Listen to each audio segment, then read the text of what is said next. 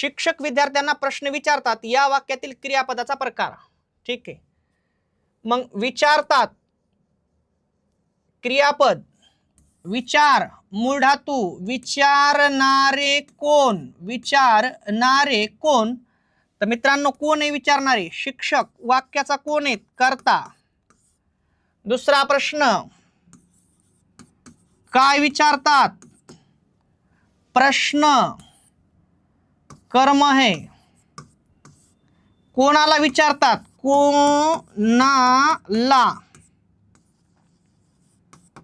कोणाला विचारतात? विद्यार्थ्यांना. कर्म है. पण एक लक्षात घ्यायचं, काय विचारतात? प्रश्न कोणाला? विद्यार्थ्यांना. कायचं उत्तर असते? प्रत्यक्ष कर्म. आणि लक्षात घ्या, कोणालाचं उत्तर असते? अप्रत्यक्ष कर्म. कायचं उत्तर? प्रत्यक्ष कर्म. कोणालाचं उत्तर? अप्रत्यक्ष कर्म.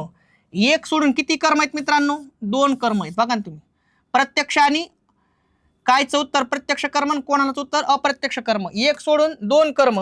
आणि ज्या क्रियापदांना वाक्याचा अर्थ पूर्ण करण्यासाठी 2 कर्माची गरज भासते त्या क्रियापदांना काय म्हणतात? द्विकर्मक. द्विकर्मक काय? क्रियापद. द्विकर्मक क्रियापद. झालं. शिक्षक विद्यार्थ्यांना प्रश्न विचारतात, विचारतात क्रियापद, विचार मूळ धातू, विचारणारे कोण? शिक्षक. वाक्याचा कर्ता. काय विचारतात? प्रश्न कोणाला? विद्यार्थ्यांना. कायचं उत्तर? प्रत्यक्ष कर्म. कोणालाचं उत्तर? अप्रत्यक्ष कर्म. एकाच वाक्यात 2 कर्म आहेत आणि ज्या क्रियापदांना वाक्याचा अर्थ पूर्ण करण्यासाठी 2 कर्माची गरज भासते त्यांना द्विकर्मक क्रियापद म्हणतात. Option number D.